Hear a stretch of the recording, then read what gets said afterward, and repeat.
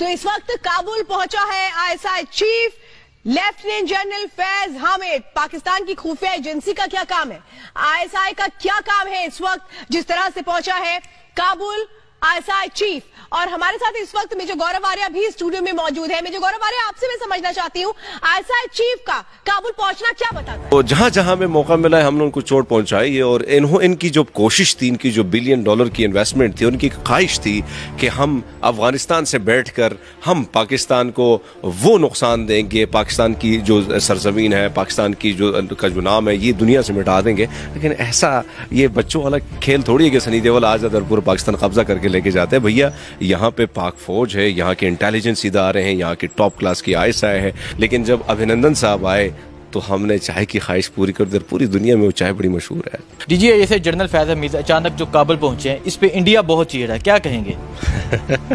आपको हैरानी नहीं हो रही है?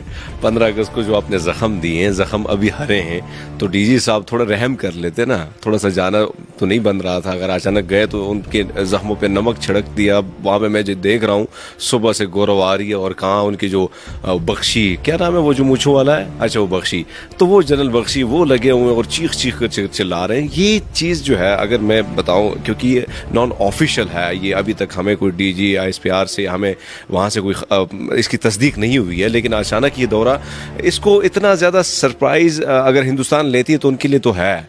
लेकिन अगर हम देखें तो देखिए काबुल जो है, अगर उसमें हालात बनते हैं या बिगड़ते हैं तो इस पूरे खित्ते पे बड़ा असर होता है, और ख़ासकर पाकिस्तान पे, पाकिस्तान की जोग्राफियाई हालात अगर आप देखें या सियासी चीज़ें हम देखें तो काफ़ी सारे मामला जो है अफगानिस्तान के साथ, हम ये जो 20 साल की जंग थी इससे हम काफ़ी खुद भी मुतासिर हुए हैं। तो आज अगर हम देखें तालिबान की जो नई कैबिनेट बन रही है, तो उसके लिए जाहिर बात है कि अब उनको कोई ना कोई सपोर्ट तो चाहिए, कोई मशवरा चाहिए। अगर हम देखें इस वक्त बहुत बड़ा मसला है तालीम, मईशत, एजुकेशन, फिर दीगर जो ममालिक ने, जिस तरह यूरोपी ममालिक है या अमेरिका, उनकी जब से जो पाबंदियाँ हैं, क्योंकि 75% जो है अफगानिस्तान इमदाद से चलता है। तो इस वक्त चाइना, ईरान, रशिया जो है और पाकिस्तान, वो एक ही सहारा है अफगान के जो तालिबान है। अगर डीजी साहब वहाँ पे गए, डीजी आईएसआई जनरल हमीद साहब, तो अच्छी बात है, एक मशवरा देंगे और वो मशवरा उनके लिए मुफीद ही होगा। और यही मिर्चें हिंदुस्तान को पहले भी लगी थी, जो सरप्राइज़ उनको हमने 15 अगस्त को दिया।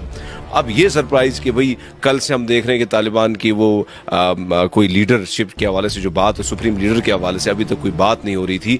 तो अचानक जब डीजी आईएसआई साहब गए तो जाहिर बात है वो ये सवाल तो उनको इंडियन मीडिया ये पूछ रहा है कि आईएसआई का अफगानिस्तान में, काबुल में क्या काम है?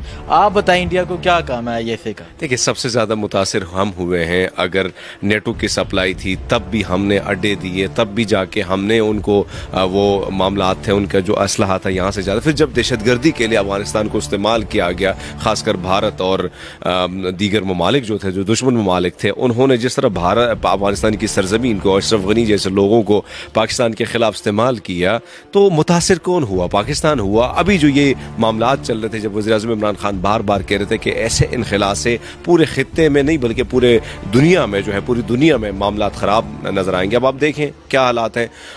अगर डीजी साहब, अगर वहाँ डीजी आईएसआई साहब वहाँ पे जा रहे हैं, तो आप देखें कि सबसे ज़्यादा मुतासिर हम हैं। इस वक्त जो सिचुएशन है हमारे मुल्क में या उधर, सबसे बड़ी बात तो ये है कि पाक फ़ौज को मैं सलाम इसलिए कहूँगा कि 80% या 95%, 99%, 98% तकरीबन जो बाढ़ है वो लगा दी अपनी जानों का नजराना दे के। अगर वो चीज़ बाढ़ ना होती तब हमारे लिए और मसला होता। इस वक्त सबसे बड़ा मसला क्या है?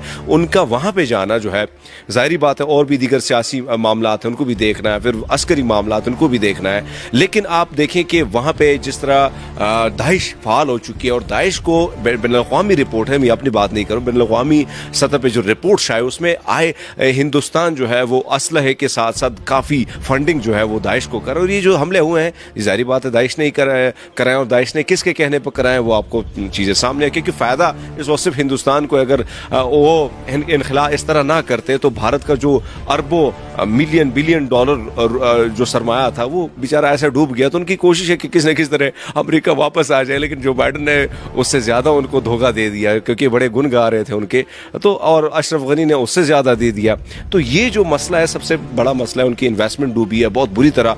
मोदी पे सवालात उठ रहे हैं, उनकी जो अपोजिशन है वो कहते हैं कि आपने आंखें बंद करके इतने डॉलर्स जो हैं, बिलियन डॉलर आपने सरमायाकारी का फ़ायदा क्या हुआ।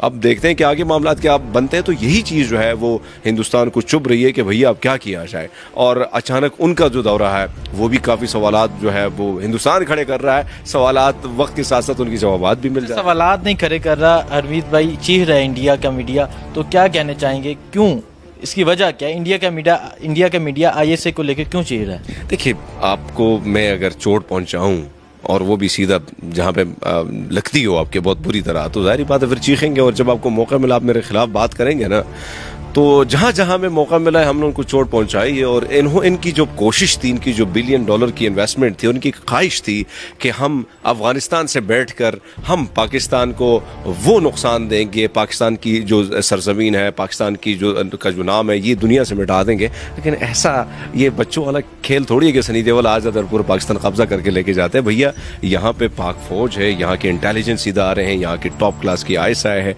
तो ये जो हमारे जो नौजवान हैं, जिस तरह वो अपने जानों का नजराना दे के इस वतन की आन शान के लिए वो काम कर रहे हैं, तो ऐसा तो नहीं होता। वही इन्वेस्टमेंट तबाह हो गई है, क्योंकि कोशिश ही थी। आपको पता है कि आप जब से ये इनखला हुआ, अशरफ गनी साहब भाग गए हैं, तो तब से ट्विटर खामोश हैं। सोशल मीडिया पे जो प्रोपेगेंडा किया जाता था, व्हाट्सएप पे, दीगर चीज़ों पे, वो चीज़ें खामोश है, क्योंकि उसी जगह से वो इस्तेमाल होती थी। और पीछे कौन थे? हिंदुस्तानी थे। तो आज वो सारी चीज़ें खामोश हो गई हैं, और चोट हमने ऑलरेडी उनको दे दी है कि भैया जो गेम आप खेले उसके सबसे बड़े हम खिलाड़ी हैं ना। ये गेम है बदलना, गेम करना, इसके खिलाड़ी कौन है?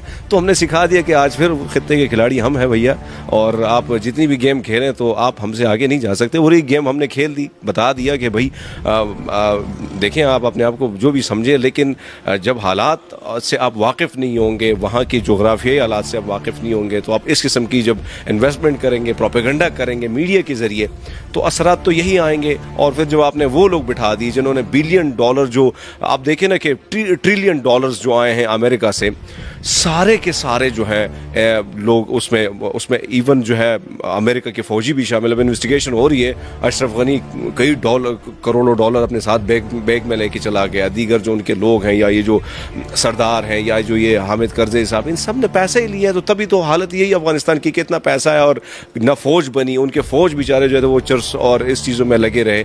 तो जब आप एक मुनज़्ज़म फौज तक नहीं दे सके, तो और आप क्या देंगे? हिंदुस्तान की ख़याम ख्याली यही थी, वो इसी गफलत में रह रहे थे कि भैया अमेरिका ने बड़ी इन्वेस्टमेंट कर दी और मामला सेट हो जाएंगे, फौज बहुत अच्छी तरीके से बन गई है, और हम भी अगर इन्वेस्टमेंट कर लेते हैं फ़ायदा हमें होगा, और हिंदुस्तान अफगानिस्तान के ज़रिए पाकिस्तान को नुकसान पहुँचाएगा। लेकिन आज वो नतीजा, वो सारा कुछ ज़ीरो हो गया। अब यह है कि ज़ाहिर बात है, तालिबान जब से आए तो हिंदुस्तान का जो मीडिया वो चीखेगा नहीं, तो और क्या करेगा? सवाल में बात करने का। अच्छा, तालिबान के आने से इंडिया का मीडिया क्यों चीख रहा है? तालिबान जो अफगानिस्तान में हुकूमत बना रहे हैं, उस बारे में भी बताएं, क्या कहेंगे? देखिए, मैं हमेशा ये बात करता हूँ कि वो उनकी सरजमीन है, जो वो फैसला करते हैं। हमें कोई हक नहीं बनता है कि जहाँ पे वो जो कैबिनेट आती है, क्या तरीके सुप्रीम लीडर आता है, या वज़ीर आज़म आता है, या सदर आता है। लेकिन तकलीफ तो आपको इसलिए पहुँचती है कि जहाँ पे आपका एक इत्तेहादी हो, और इत्तेहादी आपको धोखा दे के भाग जाए, और इतनी सारी इन्वेस्टमेंट आपकी डूब जाए, तो मुझे आप ये बताएं कि तकलीफ तो फिर अब दूसरा जो आ रहा है उनके खिलाफ आपका मौक़िफ़ बिल्कुल सामने। हिंदुस्तान ने यहाँ पे गलती की है